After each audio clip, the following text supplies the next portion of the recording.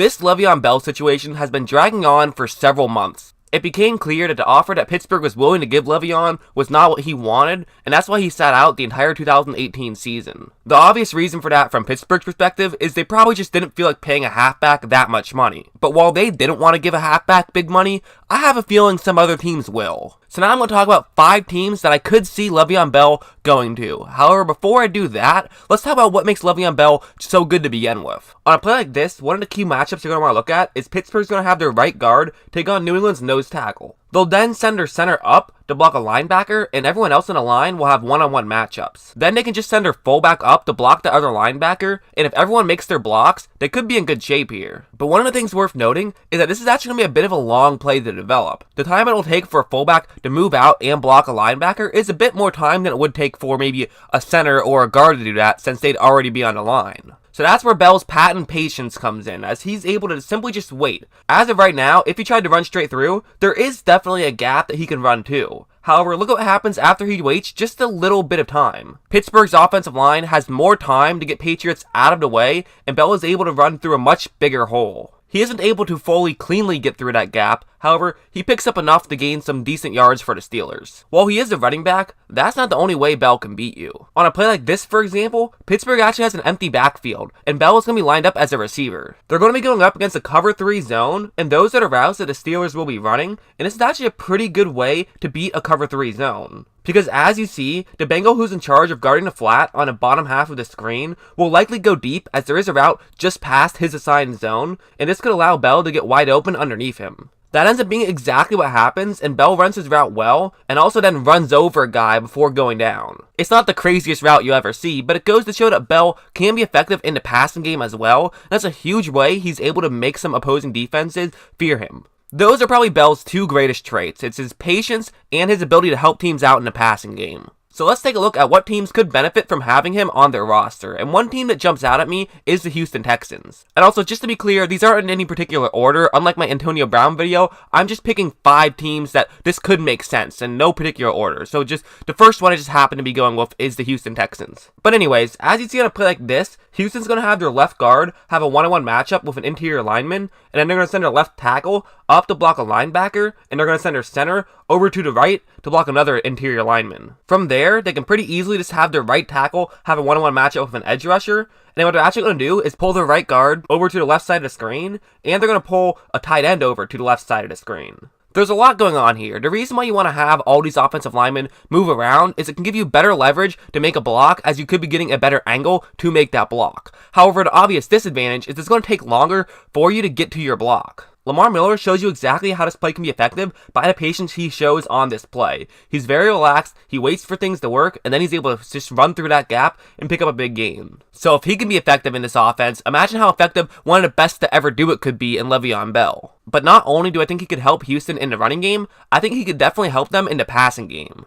On a play like this, for example, they're going up against a cover 1 hole, and those are the routes that their receivers will be running. But one thing to watch here is they're going to try to fake a handoff to the top half of the screen to try to fool defenders into going to that top half of the screen. But if you take a look, this play doesn't really work out as hoped. One of the problems is against man coverage, play action just isn't as effective, but it's also worth mentioning that even the linebacker who was in charge of being in zone coverage also wasn't fooled on the play action. The reality is, they weren't afraid of the Houston Texans running the ball on this play. And when you're going up against Le'Veon Bell, you pretty much have to always be afraid that he's going to run on you, meaning play action then becomes a lot more effective. And I also think it should be mentioned, Deshaun Watson still completed this pass. I mean, you have Deshaun Watson and you have DeAndre Hopkins, so adding Le'Veon Bell would just have a ton of star power on that team, and they do have the cap space to do it. Although I do have to admit that probably the biggest problem with signing Le'Veon Bell is I don't think he's their biggest position of need. When you're trying to figure out who had the worst offensive line in the league last year, I definitely think Houston's offensive line is high up on that list. I mean, after all, Watson was sacked 62 times last year, which is really just insane.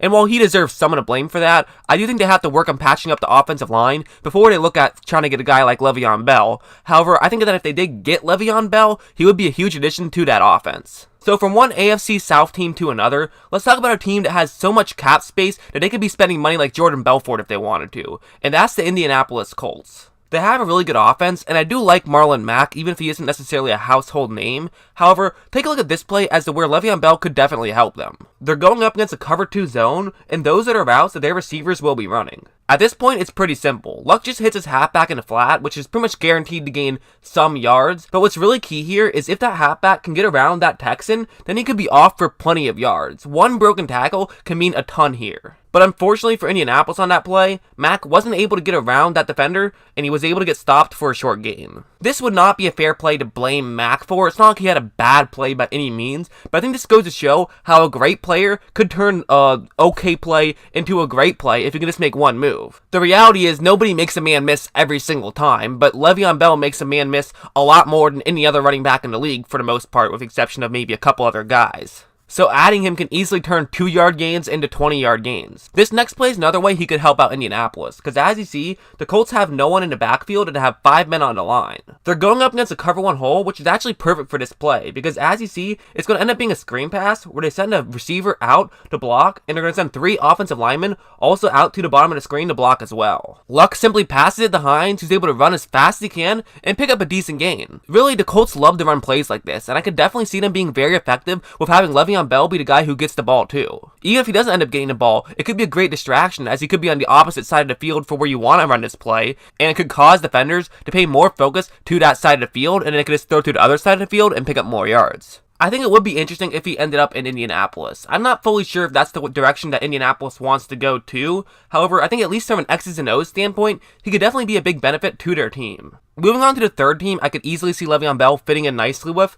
I think it would be the New York Jets. One of the reasons for that is because I think Le'Veon Bell would fit in Adam Gase's system very well. Gase loves a lot of screen passes, a lot of things short, and a lot of play actions. And play action is definitely a way where Bell can hurt you. As you see on a play like this, Miami's going to fake a handoff to the top half of the screen, and they're going to be sending a receiver deep down the field. And now if you look, the defender who's in charge of covering that receiver who's running down the field is now looking at Tannehill as he's expecting the fact that there could be a potential run here. But since it isn't, that receiver's able to end up getting wide open, and Tannehill still misses the throw, but he got very open. This was set up by a good play design by Adam Gase and someone falling for the play action. And as I've mentioned before, teams will fall for play action a lot more when you have a guy like Le'Veon Bell in the backfield. Take a look at another play from the same game. However, this one from the Jets side of the ball, as I am talking about him going to the Jets, so let's see how he'd fit in that offense. As you see, they're going up against a cover 2 zone, and those are the routes that their receivers will be running, which is seemingly designed to be terrible against a cover 2 zone. I'm not really sure what they were thinking here. But anyways, it's worth mentioning that after the snap, nobody was able to get even remotely open. Now granted, this certainly isn't the type of play call you want against a cover 2 zone. You really want this against a man coverage play, but since it is a clearly cover 2 zone type play, I don't know why they ran this play.